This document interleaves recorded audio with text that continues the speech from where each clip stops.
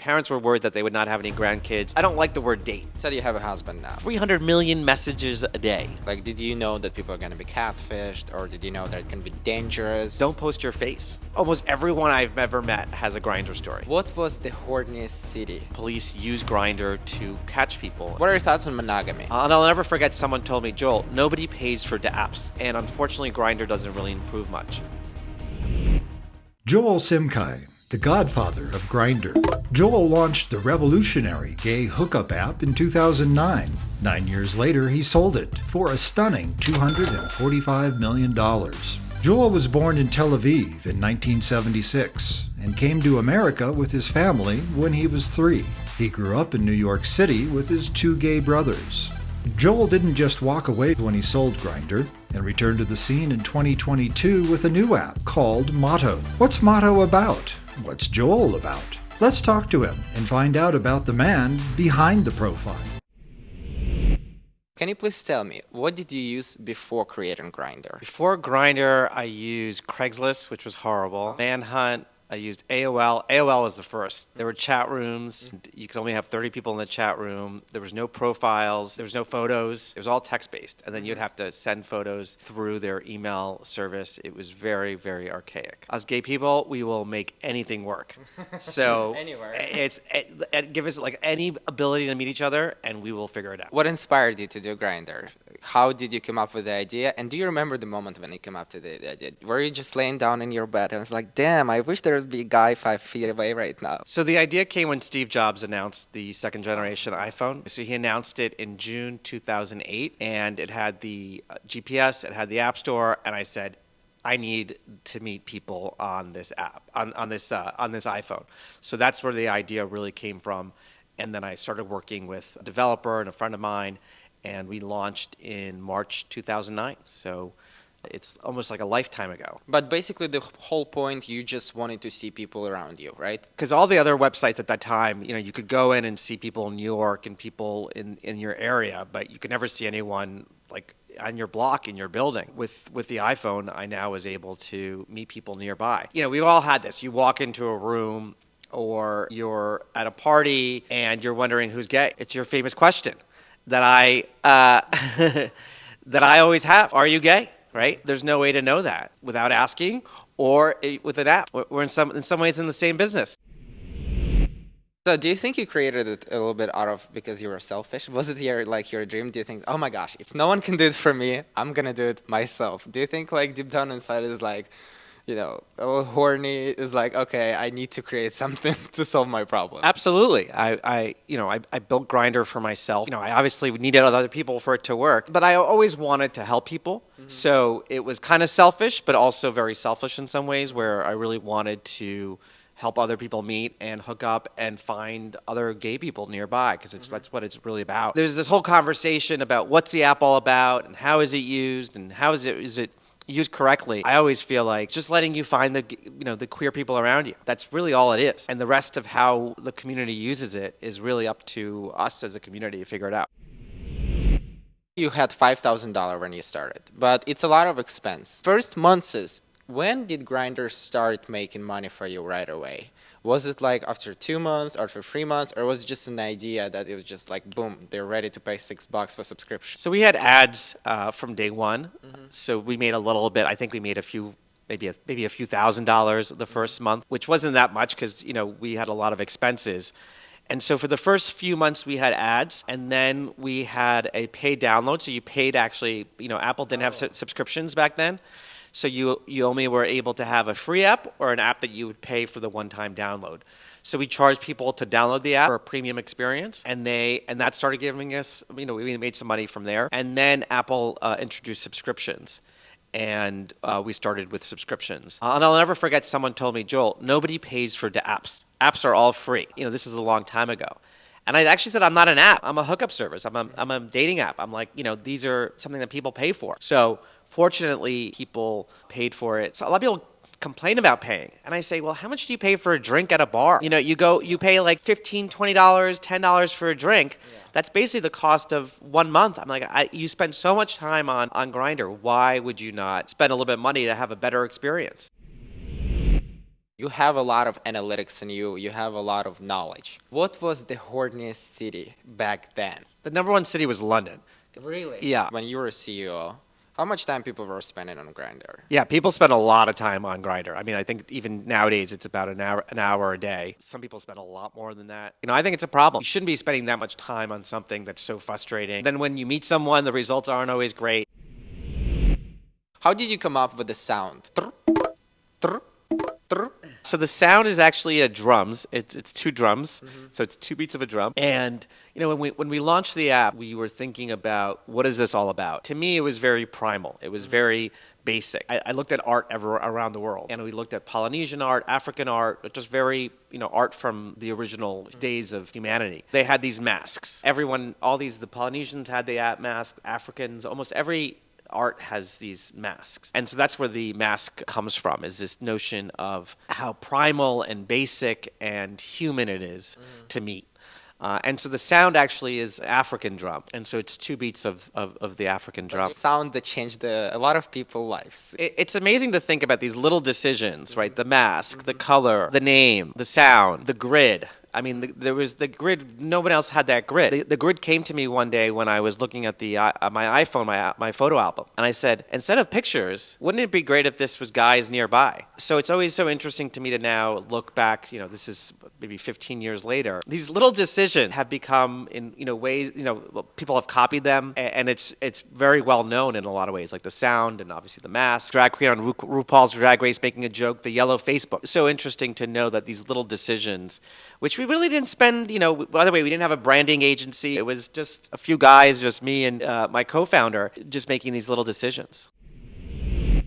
When you created the Grindr, did you think through what you were doing? Calculated the risk that came out later, like negative effects? Like, did you know that people are going to be catfished, or did you know that it can be dangerous, especially in some countries? I was not calculating anything. I didn't think it would go this global. I thought it would be popular in LA, maybe the United States. I really didn't have a sense. Even working there, and even to today, it's very hard to imagine what goes on. I heard them, them talking. Today they spend 300 million messages a day. And that's a lot of messages, right? And so it's hard to even understand what that means. We would grow about 1,000 users a day. So I used to look at 20,000. I said, wow, it's a lot. What does it mean 20,000 people? So I would look online and I'd Google 20,000 people. And I'd see a stadium. And then I would see, 50,000, a different stadium. I would keep on looking to see what does it mean 50,000 people, 100,000 people? Just to give perspective. I was trying to always get perspective. And I felt like that was a good way to do it. We didn't calculate risks. I just didn't think it would become so big. One of the problems we encountered is, in the Middle East, for example, police use Grindr to catch people and entrap them. And so that's, obviously really dangerous. So we would send out messages telling, and I think they still do this, telling people, don't post your face. It's dangerous. There are certainly a lot of risks, and then you try to kind of solve those risks and solve those problems. The person who uses Grindr, you can see a lot of profiles next to you. Which is the favorite city to use Grindr in? Which one is like, you're going to go there and you're going to say, oh my gosh, I can't wait. Like Barcelona is going to have so many hot guys. Which one is your personal favorite city? I mean, I think New York is great. New York's a great city. Tel Aviv, that's where I'm from. London, one of the most popular cities, is great. So for the long period of time on Grindr, you were able to choose black, white, Asian and stuff. And it was a little problematic. When did you guys realize that, okay, we got to change this? This is always a tough issue because you want to help people find one another, and you especially want to help minorities. Often they want to find people in their same group or other groups. It's not a race, but for you, I'm sure if you find gay Ukrainians, it's interesting to you, and it's something that you have an affinity to them. So that's always been a tough issue, is how do you help people find what they're looking for, but also not be racist. When I started Grindr, we didn't require, and it still doesn't require, any photos, doesn't really require a lot in terms of profile information, and doesn't really require a lot of you. I also had this view of, I don't want to tell people what to do. I'm not Big Brother. I'm not going to tell people how to behave. And so I think that just created an environment where people just did a lot of good things and bad things. The pressure, there was always this discussion, right? And there was always the pressure. And eventually the team decided to get rid of it. Who are you? Who is the guy who did the Grinder? You moved here when you were 3 years old, right? What are your interests? Like, who are you on day to day? What do you like to do the most? I think I'm just the regular gay guy in some ways. You know, I use TikTok, I watch Drag Race, live in New York mostly now. I'll go out sometimes, I'll stay home. I tend to be more of an introvert, I think. I can't go out too much. You said you have a husband now. How did you meet him, if you can tell in a couple of words? Did you meet him on Grinder? We did not meet on Grindr. We met at the House of Yes, which is a nightclub in Bushwick in Brooklyn. We met kind of through a friend, and he was on his way out, and I said hello. We hung out. We met up. I'll remember that we went out. I think we went to a bar and had a fun night, and then the next day I called him, or I said, hey, let's go out for dinner, and he said, like a date. And I said, I was like, it's like hanging out. Let's just go hang out. And he's like, well, is it a date? And I was like, well, the date, like, I personally think dates can be, like, the word date just, it's a lot of pressure, right? And it's just like you sit there and it's just, I don't like the word date. But then I was kind of like, wait, this is kind of refreshing. It's like, yes, I'm interested in you. You're interested in me. Let's get to know each other. So I said, yes, it's a date. And so we had our first Where date. he's from? He's from Long Island here in New York. So, I have it in my culture. We became exclusive with my boyfriend 5 days after we started dating. Oh, wow. And yeah, because we sat in a restaurant, I was like, so how does it work in America? You guys hear open relationships, close, I don't know. In Ukraine, you just kiss, it means you're dating. Like, you want to see what the person is looking for. Were you looking for a serious relationship at this point, or you're just fucking around? Yeah, I was certainly open to a serious relationship. Okay. I always kind of feel like you can't quite look for it. It's not something you can I mean, buy. a lot of people are obsessed with looking for it. Yeah, I don't know if that works so well. I mean, I think you can be open to it. I worry that sometimes, and this was my worry, that if I was looking for it and if I forced it, it would end up in the wrong relationship with the wrong guy. Because relationships are a lot of work. They're really tough. It's not easy. I think the best way is just to be open to it and send the right energy towards it, but not be too obsessed with it.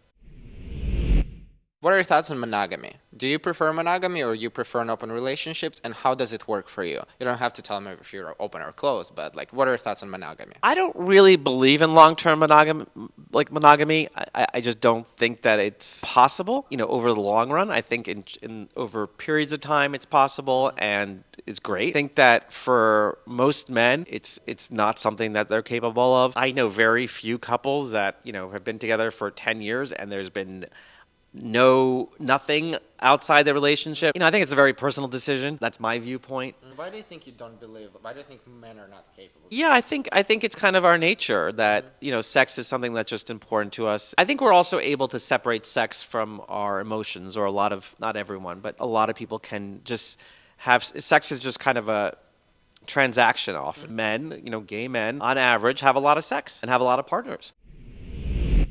Do you want to have kids with your husband? So we already have a kid.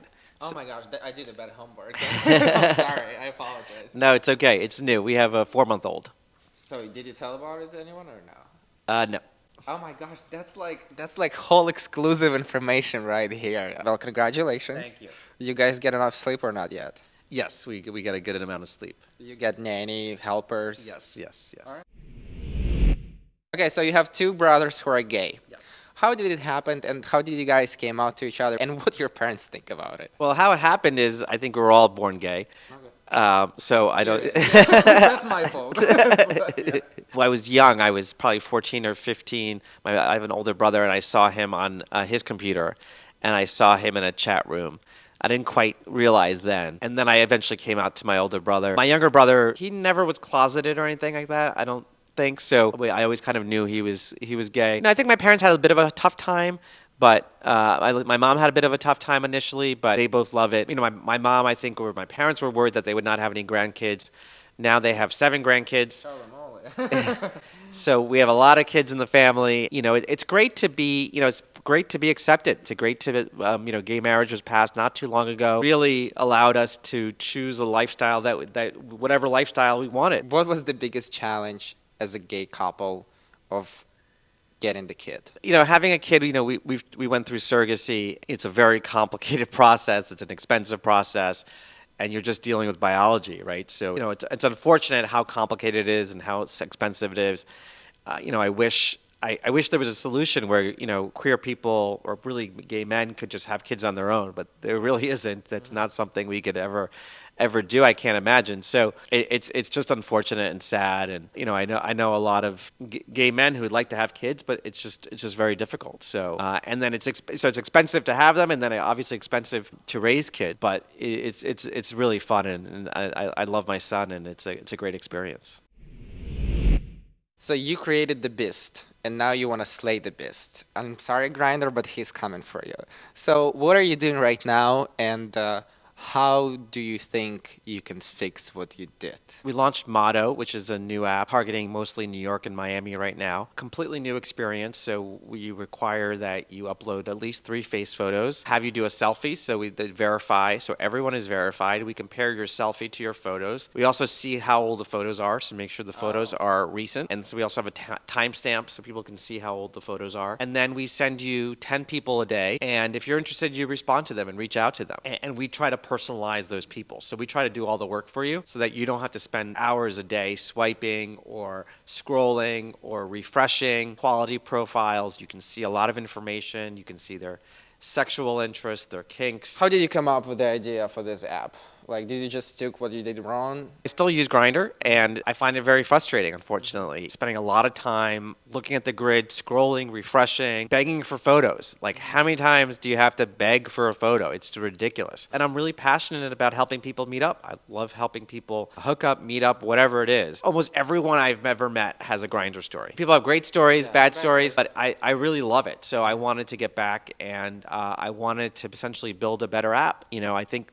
with technology is always improving, and unfortunately, Grindr doesn't really improve much. Why is it only in New York and Miami now? We're focused on growing the network, and so, with a hookup app, you want people to be nearby. So if we made it available everywhere, we just don't have the users quite yet. So we're focused on getting users. But anyone can download it and create a profile, and when you download it and create a profile, that lets us know that there's interest in that city. You said the men are you didn't say promiscuous, but we really love to have sex, right? And that's the reason why Grindr is successful. You're doing something completely opposite here. You're telling people how many people you can see. You're telling them do this. You're showing when they were taking pictures. So it's something completely opposite. Do you really think it's going to succeed? I absolutely believe in it. That's why I've been spending my time, my money, my energy. It's still helping people hook up, right? It's still helping you find more sexual partners and other romantic partners if that's what you're looking for. So it's not anti-hookup. It's very sex positive. It's very much embracing sex. We're very detailed in our sexual interests and our kinks. I think the technology is different, and I think the technology makes it a lot easier for you to hook up. And I think that there's a better and healthier way to hook up where we don't have to feel bad about ourselves, and we don't have to spend all this time, wasted time, and aggravation. It's essentially just it's kind of like the difference between, you probably don't remember this, but you used to have to call a taxi or order food, and you'd call up, you'd order food, and they didn't, oftentimes they couldn't understand what you're talking about. And it was a long process. Or you'd call for a cab, and you would wait, and who knows where the cab is. Well, now you go to Uber, and the car comes within a few minutes. Now you go to Uber Eats, and the food comes in a few minutes, and it's all technology. So this is just the next step in that for hookups. How did you come up with the motto, the name, and the logo? So the name is kind of like an idea of everybody has a motto. Everyone has something that they stand for, and for us, it's all about the profile. It's all about being out there and putting your face there, telling us about yourself, what you're interested in, what you're looking for. So it's more about taking a stand. So I think Grindr is kind of a little bit more mysterious, and DL less about kind of being out there. And for us in Motto, it's about being who you are and putting yourself out there. It's just the name. No mask this time. And what about the sound? No sounds yet. No sound. No sounds. So there's no notification sound. There's no special sound yet. No. Okay. We're really looking for sound because at some point it's gonna be part of the culture again. Can you help me with the sound? I mean, we can try. All right. Period. All right. What time you wake up every day? I wake up around 9. What time you go to sleep every day? 1. Favorite TV show? RuPaul's Drag Race. As the founder of Grindr, who do you think is gonna win RuPaul Drag Race this season? I hope Mistress. What one advice you would give to people who start business? You gotta work your ass off. It's not easy. It's a lot of work. It's tough. And those moments where you're like, oh, I'll do the easy thing or the hard thing. You gotta always do the hard thing. If everybody could do it, they would do it. And so what you're doing is special. what other successful businesses, they're all special in their own way. And so it's just a lot of hard work, and you got to love that hard work. Thank you so much, Joel, for agreeing to talk to us. I'm going to leave the link to the motto. You guys should definitely check it out. I really appreciate you here. Please let me know in comments what questions do you have to Joel, because maybe I'll try to reach out to him again, and Sure, I'd he love will to try to come back. Oh, say it again? I'd love to come back. So you guys heard it. Let me know in comments what are your thoughts. What are your thoughts on Grindr? What are your thoughts on Motto? What do you use nowadays? And if you live in New York City, if you tried this app, let me know maybe in comments what you don't like in this app so he can read and maybe fix the issues. Thank you so much. Smash the like button. If you didn't smash the like button, you're probably cheating and it's so ungrateful. So definitely please smash the like button because more people will find out about this video. My name is Art and thank you so much. Joel, again, thank you so much. Thank you. This was a lot of fun. Handshake for the viewers. All right, and I'll see you in the next video. Bye.